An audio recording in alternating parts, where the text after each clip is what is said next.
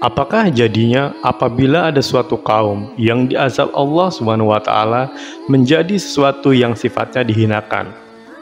Mereka diazab dan diubah wujud fisiknya menjadi seekor kera. Melainkan memang sudah tertulis di dalam Al-Quran di surat Al-Baqarah dan surat Al-A'raf. Sobat-sobatku sekalian, kisah yang akan diceritakan di video ini bertujuan untuk mengingatkan kita bersama betapa berkuasanya Allah atas segala sesuatu. Dan begitu bahayanya apabila kita tidak menjauhi apa yang sudah Allah larang. Kisah ini juga mungkin agak sedikit mengerikan. Bagaimanakah kisahnya suatu kaum bisa diubah menjadi kera? Dan apa yang mereka perbuat sehingga Allah menjadi murka dan memberikan azab yang sangat pedih pada mereka? Untuk itu di video kali ini kita akan menceritakan tentang Ashabul Sabti. Assalamualaikum warahmatullahi wabarakatuh. Sobat Tauhid Muslim Story yang dimuliakan Allah, semoga kita selalu dalam keadaan sehat walafiat. Amin ya robbal alamin. Kisah tentang kaum yang dikutuk menjadi kera dan babi, yang para ulama menyebutkan dengan Ashabus Sabti, orang-orang yang melanggar di hari Sabtu. Menurut para ulama, kisah ini berlokasi di daerah yang bernama Madian, yang sekarang tepatnya berada di kota Al-Bada, Provinsi Tabuk, bagian barat Laut Arab Saudi. Sementara itu, ini terjadi di zaman Nabi Daud alaihissalam, yang dimana ada suatu kaum yang membangkang kepada Allah Subhanahu wa Ta'ala dan wujudnya dirubah menjadi seekor kera dan babi. Untuk anak mudanya dirubah menjadi kera. Sementara itu orang-orang tuanya diubah menjadi babi. Setelah 3 hari dikutuk menjadi binatang, akhirnya Allah mematikan mereka semua. Sungguh sebuah kisah yang sangat menyeramkan. Namun apa kira-kira yang diperbuat mereka hingga Allah murka dan mengutuk suatu kaum ini kemudian memusnahkannya? Jadi begini ceritanya. Ada suatu kaum yang tinggal di perkampungan di dekat pantai. Perkampungan ini dihuni oleh orang-orang yang hanya bekerja sebagai nelayan. Jadi setiap hari, mereka ini melaut untuk mencari hasil tangkapan ikan yang nantinya akan dijual di pasar.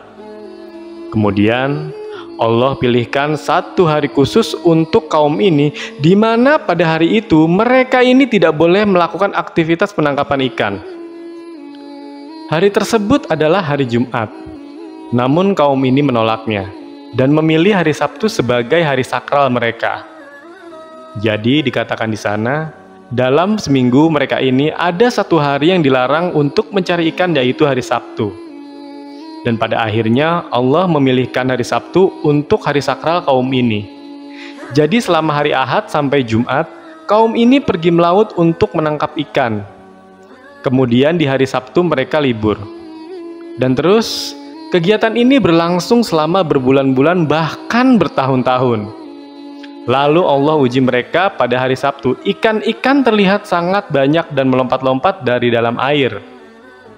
Sedangkan ketika matahari mulai tenggelam dan mulai masuk di hari Ahad, ikan-ikan yang tadi lompat menghilang.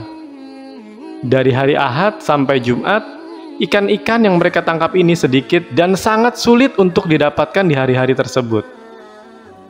Sementara itu, ketika di hari Sabtu, ikan-ikan terlihat sangat banyak dan berlimpah. Bahkan bisa terlihat banyaknya ikan itu dari pinggir pantai. Nah, karena mereka ini ada larangan untuk mengambil ikan di hari Sabtu, makanya ikan-ikan itu mereka biarkan saja. Singkat cerita, kaum ini mulai berpikir gimana kalau kita tebar jaring di hari Jumat, kemudian kita angkat jaringnya di hari Minggu. Nah, dari sini kaum ini mencoba mengakali larangan Allah. Maka ketika hari Jumat, mereka mulai memasang jaring dan perangkap ikan. Lalu di hari Minggunya mereka angkatlah jaring tersebut. Dan didapatinya ikan tangkapan yang sangat banyak sekali. Akhirnya kegiatan ini pun terus-menerus dan mereka berpikir mereka tidak melanggar larangan Allah. Karena memang mereka tidak mencari ikan di hari Sabtu. Tapi tetap saja ini adalah sebuah pembangkangan. Seiring berjalannya waktu, kegiatan menebar jaring di hari Jumat ini terus berjalan. Dan jumlah orang yang melakukan kegiatan ini semakin banyak. Sehingga setiap di hari Jumat mereka secara beramai-ramai menebar jaring agar di hari Minggunya bisa memanen ikan dalam jumlah yang amat sangat banyak. Lantas kaum ini mulai berpikir, kok tidak datang azab dari Allah? Padahal kita sudah melanggar larangannya. Hingga pada akhirnya mereka benar-benar menangkap ikan pada hari Sabtu. Ya karena tidak diazab Allah atas apa yang sudah mereka lakukan sejauh ini, maka mereka pikir aman-aman saja, nggak perlu ada yang perlu dikhawatirkan. Hingga terjadilah kegiatan melaut dan penangkapan ikan secara membabi buta di hari Sabtu. Padahal itu jelas-jelas Allah sudah melarangnya untuk menangkap ikan di hari Sabtu. Namun kaum ini telah melampaui batas. Mereka membuat makar. Awalnya mereka mencoba untuk menipu Allah. Dan sekarang terang-terangan mereka melakukan apa yang telah dilarang Allah. Karena peristiwa ini, akhirnya di dalam masyarakat atau kaum ini terbagi menjadi 3 golongan. Golongan yang pertama adalah orang-orang yang memang sengaja menangkap ikan di hari Sabtu. Mereka ini memang orang-orang pembangkang. Nggak mau taat apa yang diperintahkan Allah. Kemudian golongan yang kedua adalah orang-orang yang berusaha mencegah atau mengingatkan orang-orang yang ada di golongan pertama tadi. Jadi, orang golongan kedua adalah orang-orang solehnya kaum ini, yang memang mereka tidak sama sekali menangkap ikan di hari Sabtu, dan berusaha mengingatkan orang-orang dari golongan pertama tadi. Dan golongan terakhir yaitu orang golongan ketiga. Nah, golongan ketiga ini adalah orang yang tidak menangkap ikan di hari Jumat, tapi membiarkan saja kegiatan yang dilakukan orang-orang golongan pertama. Jadi bisa dibilang bodoh amat lah.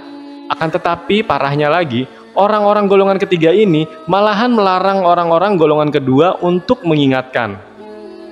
Kira-kira seperti ini. Sudahlah, biarkan saja mereka menangkap ikan, nggak usah diambil pusing.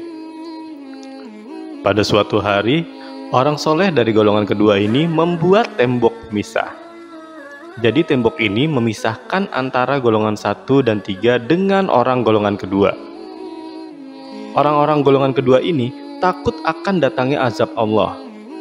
Ya karena sebagaimana kita ketahui, bila azab Allah datang pada suatu kaum yang berupa musibah atau bencana alam, pastinya semua orang akan terkena dampaknya. Mau itu orang fasik, orang soleh, akan terkena imbasnya semua. Maka dari itu, mereka membuat sebuah tembok pemisah, membagi wilayah kampung dan membagi pula wilayah area laut penangkapan ikan. Jadi mereka menangkap ikan di sebelah sana dan orang-orang soleh di sebelah sini.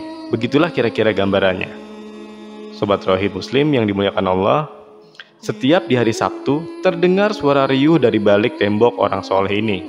Mereka selalu mendengar suara kegiatan orang-orang dari balik tembok ini sedang melakukan kegiatan penangkapan ikan. Dan kegiatan ini mereka dengar setiap hari Sabtu. Hingga pada suatu hari, ketika menjelang hari Sabtu, orang-orang soleh ini tidak mendengar sama sekali suara riuh dari balik tembok tersebut. Malahan terkesan sangat sepi. Maka penasaranlah mereka ini. Apa sebenarnya yang terjadi dengan orang-orang di balik tembok ini?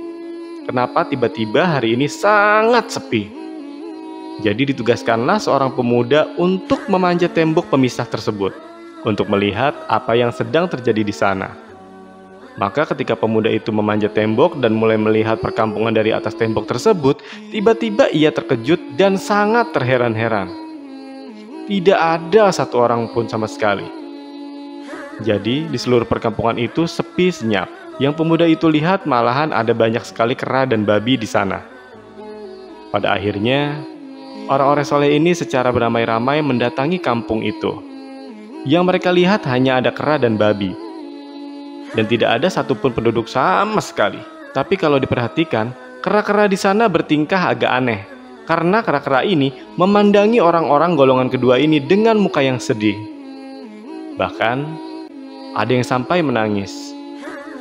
Dari sinilah mereka sadar, ternyata kaum di balik tembok pemisah ini diazab oleh Allah Subhanahu wa Ta'ala, diubah fisiknya menjadi seekor kera dan babi. Oleh karena itu, tak satu pun mereka temui penduduk di balik tembok ini. Rupanya azab Allah telah turun kepada penduduk ini. Masya Allah. Lihatlah bagaimana mudahnya Allah untuk menghinakan para pembangkang ini. Ada riwayat yang mengatakan, setelah 3 hari mereka diubah menjadi kera dan babi, maka Allah mematikan mereka semua. Jadi tidak ada sisa seorang pun dari penduduk golongan pertama dan yang ketiga. Jadi itulah kisah tentang Ashabus Sabti. Semoga kisah ini bisa mengingatkan kita betapa pentingnya menjauhi apa yang sudah dilarang Allah, dan senantiasa mengingatkan kerabat apabila ada yang berbuat tidak benar. Dan semoga cerita kali ini bermanfaat, lebih dan kurangnya mohon dimaafkan. Saya akhiri, wassalamualaikum warahmatullahi wabarakatuh.